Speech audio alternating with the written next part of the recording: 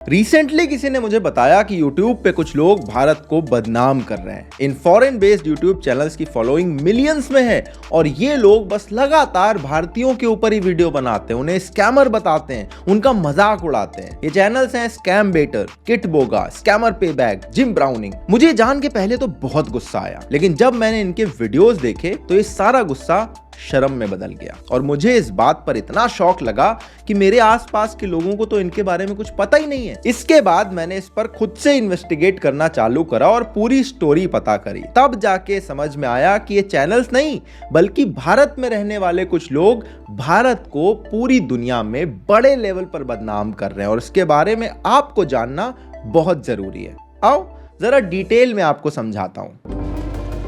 If you think you know how online scammers operate, think again. It's a murky world with consultants who set up sophisticated operations. This is the inside of a small scam call center in Punjab, India, seen from their own CCTV cameras. And an international army of volunteers determined to bring the industry down. They transferred $46,000 to my Bank of America account, which they're not getting back. ये जो US based channels है ना, वो actually Bharat से चलने वाले scam call centres को expose करते हैं। ये कॉल सेंटर्स यूएस में रहने वाले सिटीजन्स को स्कैम करते हैं और ये यूट्यूबर्स इन स्कैमर्स को एक्सपोज करने के लिए वीडियो बनाते हैं। अब भारत से चलने वाले जो स्कैम कॉल सेंटर्स हैं, इनका नेटवर्क इतना बड़ा है, इसका अंदाजा आपको इस रिपोर्ट से लग जाएगा कि जो 95% स्कैम वाली कॉल होती है उसका ओरिजिन भारत रहता है। यूएस में एफबीआई भी इस पर काफी तेज नजर रखे हुए है और उनके अकॉर्डिंग भारत के स्कैम कॉल सेंटर ने सिर्फ 2022 में यूएस सिटीजन्स के साथ $10 बिलियन के फ्रॉड किए हैं, जो कि 2021 से 1.5 गुना ज्यादा बढ़ चुका है। इन सिंपल वर्ड्स, ये स्कैमर काफी मोटा पैसा कमा रहे हैं और हर साल बढ़ते जा रहे हैं और उसके साथ साथ भारत का नाम ये पूरी दुनिया में बदनाम कर रहे हैं। लेकिन सवाल ये है कि ये सब ऑपरेट कैसे हो रहा है। एफबीआई वालों ने इस तरह से जो स्कैम से परेशान होकर दिसंबर 2022 में दिल्ली के अंदर अपनी एम्बेसी में एक डेडिकेटेड बंदा बिठाया है जो सीबीआई, पुलिस और इंटरपोल के साथ काम करके ऐसे स्कैम्स को एक्सपोज कर सके। और इनकी खुद की एनालिसिस के अकॉर्डिंग ये जो $10 बिलियन का स्कैम हुआ है उसमें 1/3 स्कैम टेक सपोर्ट वाले होते हैं। अप्रैल 2023 में एफबीआई, सीबीआई और दिल्ली पुलिस ने साथ मिलकर ऐसे एक टेक सपोर्ट स्कैम वाले रैकेट को एक्सपोज किया और तब जाके पता चला कि एक्चुअली ये लोग काम कैसे कर रहे थे। ये वाला जो कॉल सेंटर है, दिल्ली के अंदर कपड़े की दुकान चलाने वाले 2 भाई चला रहे थे। इन्होंने 20,000 अमेरिकन के साथ स्कैम करके $10 मिलियन के फ्रॉड किए। इनका जो पूरा ऑपरेशन है वो बड़ा सिंपल सा था। इन्होंने दिल्ली से बैठकर एक सॉफ्टवेयर के थ्रू यूएस में जो सीनियर सिटीजन रहते हैं उनको टारगेट करना शुरू करा। ये लोग उनके कंप्यूटर में कुछ पॉपअप्स चलाते हैं। ये पॉपअप आपने देखे होंगे वेबसाइट वगैरह में, साइड में जो लिखा रहता है वैसे। इन पर यहाँ पर लिखा रहता था कि आपके सिस्टम में कोई वायरस आ गया और इसको हटाने के लिए इस पर्टिकुलर नंबर पे कॉल करो।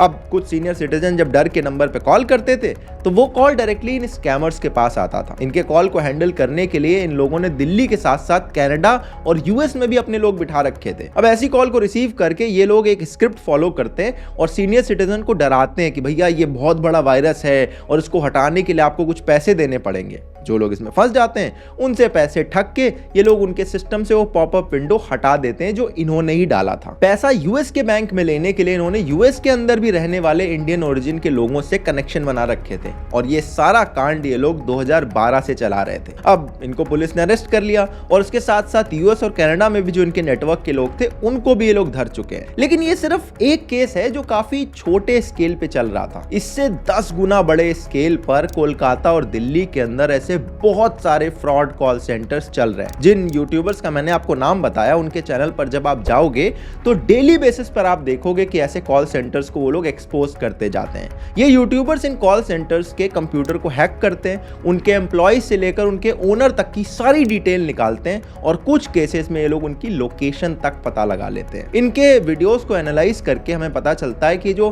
टेक सपोर्ट है ये तो बस एक तरह का स्कैम था। ये स्कैमर नए नए तरीके से लोगों को स्कैम कर रहे हैं। कभी ये अमेजॉन या ईबे के एम्प्लॉय बन के कॉल करते हैं, कहते हैं भैया हम आपको कैशबैक देने वाले हैं और लोगों को बेवकूफ बना के उनके ही अकाउंट से पैसे निकाल लेते हैं। इसके अलावा एक और स्कैम ये लोग चलाते हैं रिफंड वाला, ये और ज्यादा इंटरेस्टिंग है। इसमें क्या रहता है, देखो स्कैमर किसी बूढ़े इंसान को टारगेट करेगा, सबसे पहले उसे एक फेक ईमेल भेजेगा कि आपने अमेजॉन से इतने रुपए की परचेज कर ली, उसमें एक रिसीट भी देते हैं जो कि पूरी फर्जी होती है लेकिन असली जैसी दिखती है। उस रिसीट में एक नंबर होता है कि अगर ये ऑर्डर आपने गलती से कर दिया है तो कैंसिल करने के लिए यहाँ कॉल करें। अब जैसे ही किसी ने ऑर्डर कैंसिल करने के लिए कॉल करा तो वो कॉल आती है स्कैमर के पास और स्कैमर को विक्टिम कहता भैया मुझे ऑर्डर कैंसिल करना है। स्कैमर तुरंत ऑर्डर कैंसिल प्रोसेस करने के लिए कहता हमें आपके कंप्यूटर का एक्सेस लेना पड़ेगा और वहां पर एक रियल से दिखने वाले बैंक का पेज शो करता है और उसमें HTML कोड के थ्रू चेंजेस करके कहता है कि देखो आपका $100 का अमाउंट था, हम आपको रिफंड करते हैं, लेकिन एक जीरो उसमें ऐड करके $1000 का रिफंड दिखा देता है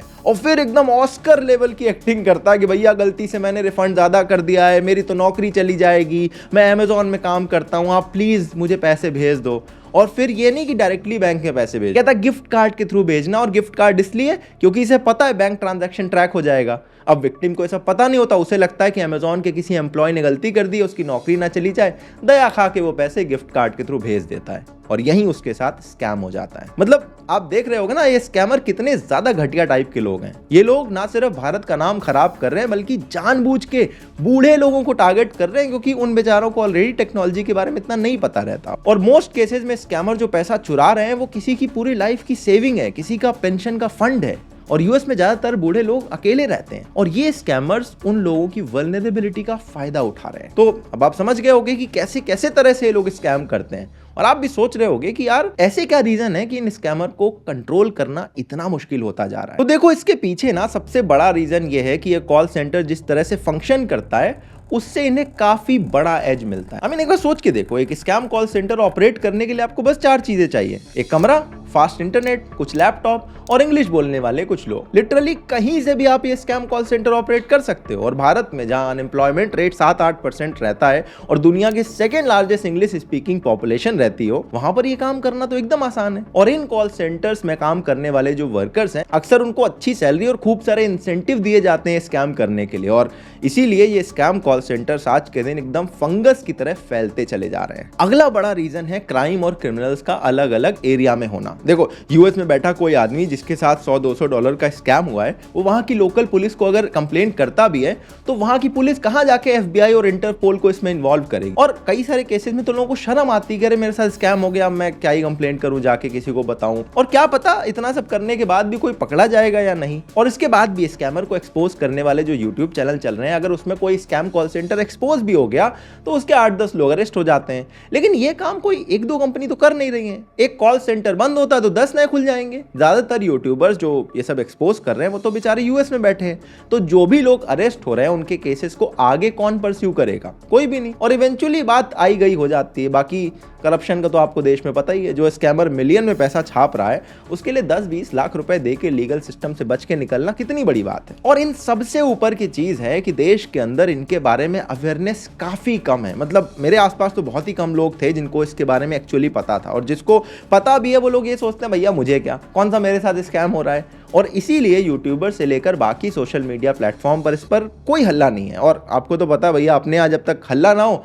तब तक कहाँ कुछ काम होता है। और इन सबके अलावा मैंने सोशल मीडिया के कमेंट सेक्शन में कुछ लोगों का ये भी लॉजिक देखा कि भैया स्कैमर को स्कैम करने दो, ये गोरों ने भी तो हमें लूटा था, अब उनको लूट रहे हैं, पैसा ला रहे हैं, अपने देश में आ रहा है, इकॉनमी बढ़ रही, क्या दिक्कत है। मुझे ऐसा लगता है जो कॉल सेंटर चलाते होंगे ना, ये अपने एम्प्लॉय की ट्रेनिंग में भी ये सब सिखाते होंगे, तभी वो एम्प्लॉयज इस तरह का स्कैम करते हैं। लेकिन भाई एक बार सोच के देखो, इस बात से देश का कितने बड़े लेवल पे नाम खराब हो रहा है। एक तो वैसे ही भारत के लोगों को जनरली इमेज ये बना रखी है कि अरे ये तो टेक सपोर्ट वाले लोग हैं, अब ऊपर से स्कैमर का एक टैग और अलग लग जा रहा है। अब अपने देश में इसे लेकर भले ही कम लोग जानते हैं, लेकिन भाई वो यूट्यूब चैनल देख के देखो, वहां पे मिलियंस में व्यूज आ रहे हैं, उनकी ऑडियंस पूरी फॉरेन है, जिससे मास लेवल में अपने देश की बदनामी हो रही है। और ये काफी ज्यादा कंसर्निंग बात नहीं लगती आपको। और ये जो लोग बूढ़े लोगों की पेंशन का पैसा खा रहे हैं, उनकी लाइफ सेविंग लूट रहे हैं, ये तो भैया ह्यूमैनिटी के लेवल पे भी इतनी गलत बात है। इसीलिए जब से मुझे इसके बारे में पता चला, मैंने सोचा भाई आपको तो मैं इसके बारे में जरूर बताऊंगा, और आप भी प्लीज इसे आगे शेयर जरूर करना। कमेंट्स में अपने थॉट्स बताना, लाइक का बटन दबा दो, वीडियो ज्यादा रिकमेंड होगा लोगों को, और सब्सक्राइब कर लो तो ऐसे और वीडियोस मिलते रहेंगे। मैं आपसे मिलूंगा ऐसे अगले और इंटरेस्टिंग वीडियो में, तब तक के लिए अपना ध्यान रखिएगा। जय हिंद, वंदे मातरम।